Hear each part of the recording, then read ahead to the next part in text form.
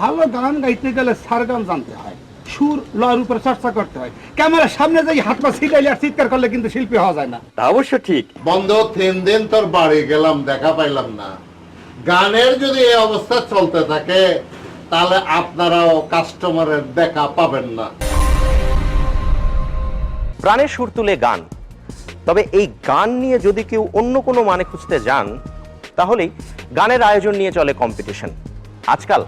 তাই এই কম্পিটিশন নিয়ে অনেকেরই টেনশন। চা বানাইতেছে রে মামু, চা বানাইতেছে, হেই চা বানাইতাছে রে মামু চা বানাইতাছে, ওই গাছের তলায় বৈশা মামু চা বেচতাছে। হেই চা বানাইতেছে রে মামু, চা বানাইতেছে, আরে ভাই, গাছের এই নিচে যে ভাই, বইসা।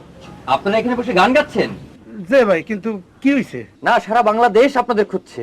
সারা বাংলাদেশ খুঁজতেছে মানে? মোরা কি কোনো অন্যায়টা না করছি নাই? আরে ভাই, সুরে সুরে ভেসে যাচ্ছে দেশ, টিভি খুললেই প্রতিযোগিতার রেশ, আর আপনারা এইভাবে প্রতিভা করছেন শেষ। আপনার কথা ঠিক মোরা বলতে পারতে আছি না। জেলায় জেলায় শুরু হয়ে গেছে কম্পিটিশন, আর আপনারা এখানে কৌটা বাজিয়ে গান গাচ্ছেন। ও এইবার বুঝছি। আর কদিন পর তো দেখবেন গ্রামে গ্রামে গানের উপর কম্পিটিশন শুরু হয়ে গেছে। সে তো ভালো কথা।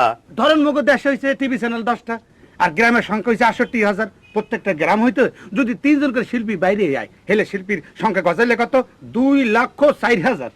সে তো খুব ভালো, কিন্তু তখন আমরা কৃষির পাশাপাশি শিল্পী উর্বর দেশ হিসাবে গর্ববোধ করব।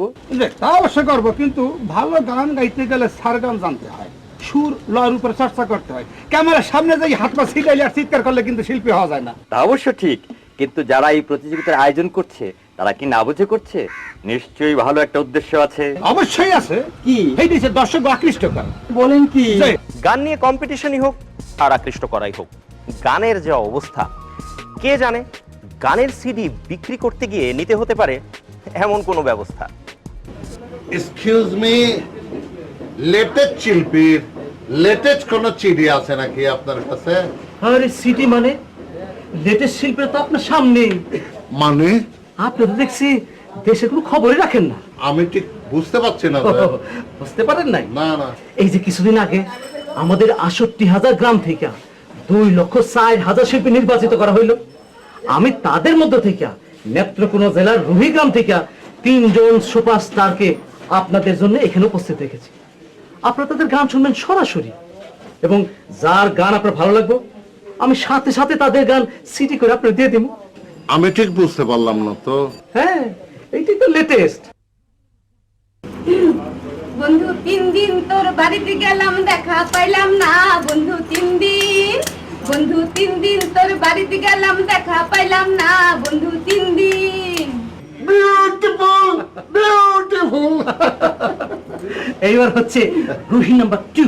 শুরু করেন। না, আর লাগবে না যে। জি, হ্যাঁ, আর লাগবে না, আমি বুঝতে পেরেছি। আপনি সিডি নেবেন না? শিল্পীদের যখন চরাচরি গান শোনা যায় তখন চিঠি নিয়ে লাভ কি? তবে উনি একটা কথা বলেছেন খুব ভালো, বন্ধ 3 দিন তোর বাড়ি গেলাম, দেখা পাইলাম না। গানের যদি এই অবস্থা চলতে থাকে তাহলে আপনারাও কাস্টমারের দেখা পাবেন না।